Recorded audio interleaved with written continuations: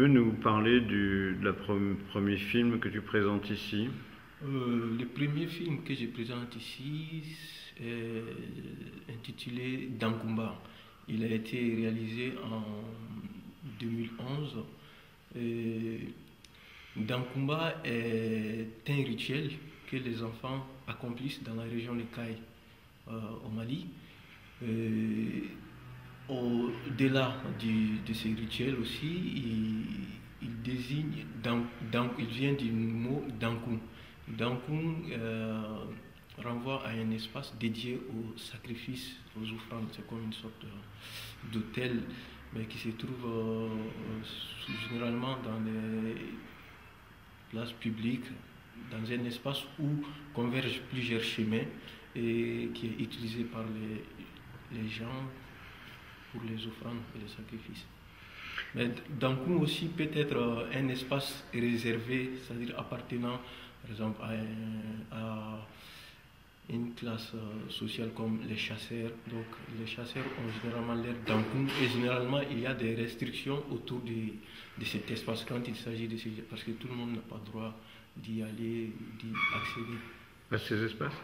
Oui, ça dépend parce qu'il faudrait, par exemple, la femme, par exemple, dans un état, dans un certain état, voilà, ne peut pas y accéder. Donc, quel est le rôle social de ces Dankum?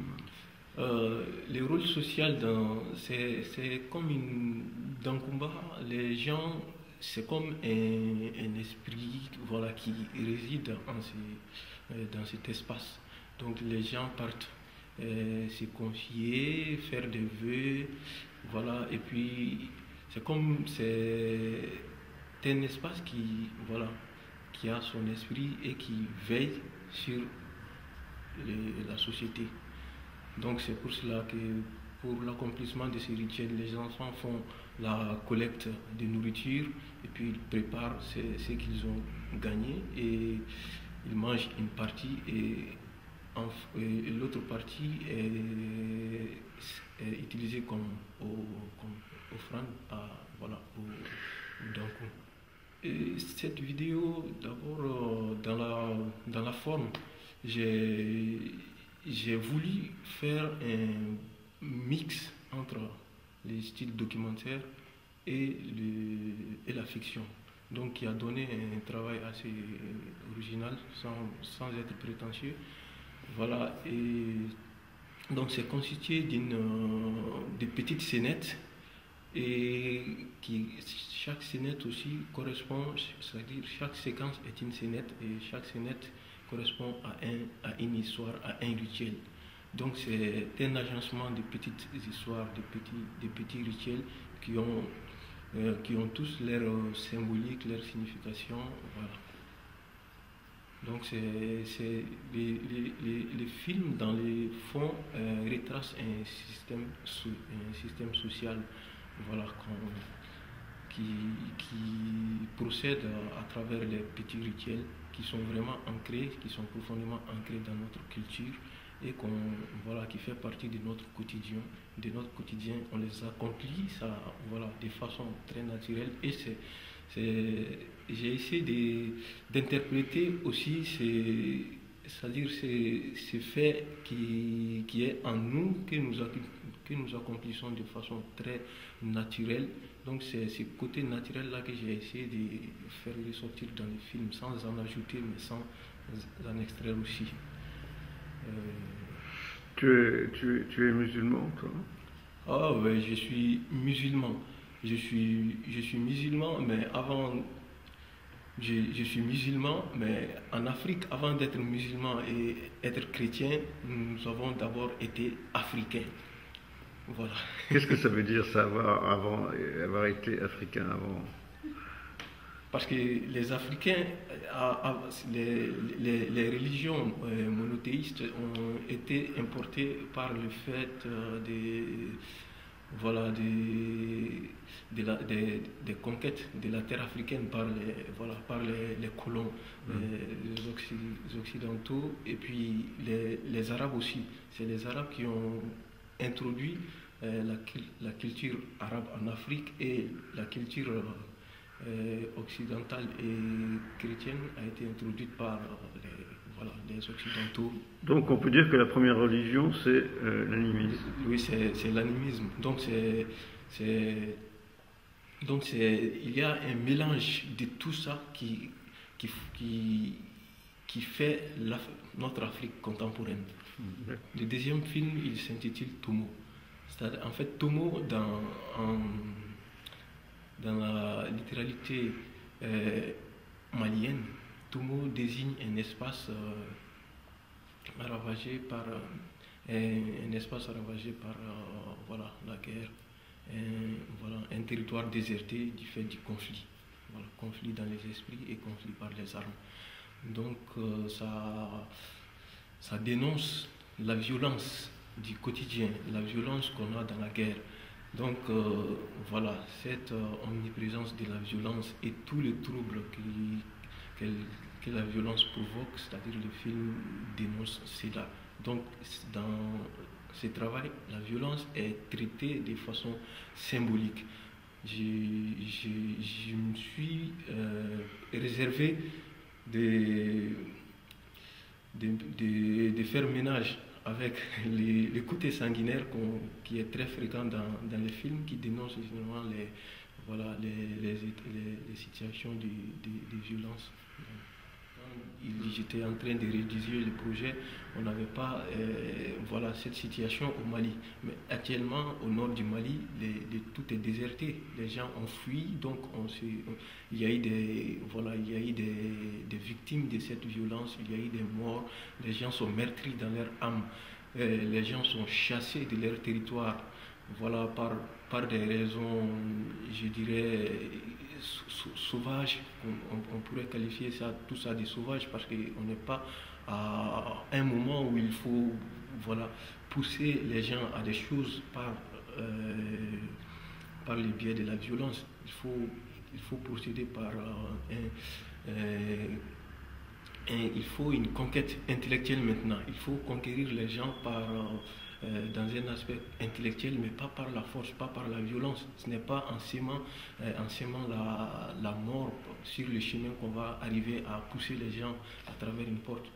Donc c'est un film qui dénonce tout ça. Donc dans ce film-là, les personnages sont en flammes. La flamme-là représente la souffrance, l'extériorisation de la souffrance que les gens portent en eux et qui est imposée par les états les situations de violence, ces troubles que la violence sème. Donc les gens les gens sont meurtris dans leur âme, ils souffrent dans leur cœur, donc c'est une manière d'extérioriser cette souffrance. Et en même temps, la flamme symbolise l'esprit des disparus. Il y a eu des gens qui ont disparu dans tous les lieux qui ont été des théâtres de violence. Il y a eu des gens qui ont été dévastés, qui ont disparu. Donc il y a des familles, des rescapés qui portent à jamais les stigmates de ces violences-là.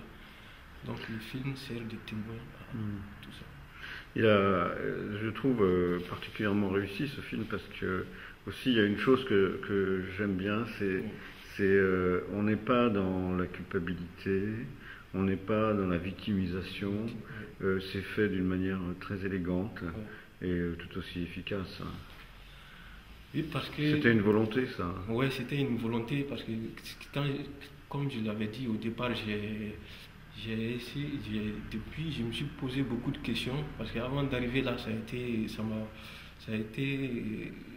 le fruit de beaucoup d'efforts, et d'abnégation parce que c'était très compliqué. La violence a été longtemps traitée dans les cinémas.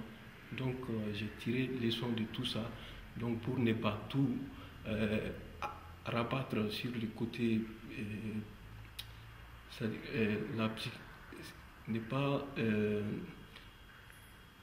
dans les films, je ne voudrais pas que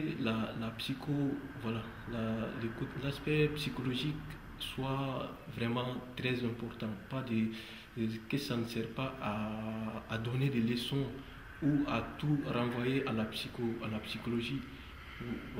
Tout ne résulte pas de ça. Mais ce n'est que je voudrais montrer que c'est la conséquence des actes que nous posons. Voilà. Merci beaucoup, Bakary. Merci. C'est moi qui vous remercie. Ossature de l'image peut avoir plusieurs significations. Ossature, c'est-à-dire c'est comme l'architecture de l'image. C'est en quoi l'image est construite, ce qui tient l'image. Donc ça peut aller du moment où l'on imagine une histoire du début de la construction de l'histoire jusqu'à l'aboutissement. Donc on a une sorte d'architecture, d'évolution. Donc c'est l'essence même de l'image. Donc au sens figuré et au sens propre. Ça veut dire l'essence de l'image. Mais en même temps, on a une notion d'interdiction aussi, qui est kala. Donc ce qui est interdit. Ça peut être les totems, les tanas, tout cela renvoie à l'interdit. Donc, par exemple, dans la société traditionnelle malienne, on a des rituels qu'on accomplit et dans lesquels on procède à des choses qui ne sont pas autorisées à tout le monde. Par exemple, les hommes peuvent faire ça, les femmes peuvent faire ça. Les femmes peuvent faire ça, les hommes ne peuvent pas faire ça. Donc, c'est ce qui renvoie à la notion de l'interdiction. Par exemple, le système social malien est basé sur la notion de l'interdit. Donc, si il faut traiter ces interdits en images, ça nous renvoie automatiquement à l'interdit. Voilà. Ça nous renvoie à ce qui est interdit aussi de montrer dans l'image. Voilà. Par exemple, dans les films que j'ai faits, il y a on a plein de petits rituels. Donc, on a ces notions d'interdiction qui réapparaissent. Donc, parce que c'est lié à l'histoire de ce qui est montré en image. Voilà. Mais de façon visuelle, contemporaine. Donc, on a... Et ça nous amène aussi à une sorte de... Parce que on est dans un traitement contemporain de l'image, donc ça nous donne une allure de contemporanéité, de l'interdiction dans l'image. Donc c'est en cela que moi je comprends l'interdit de l'image et c'est comme ça que je les définirai d'après ce que j'ai fait comme travail.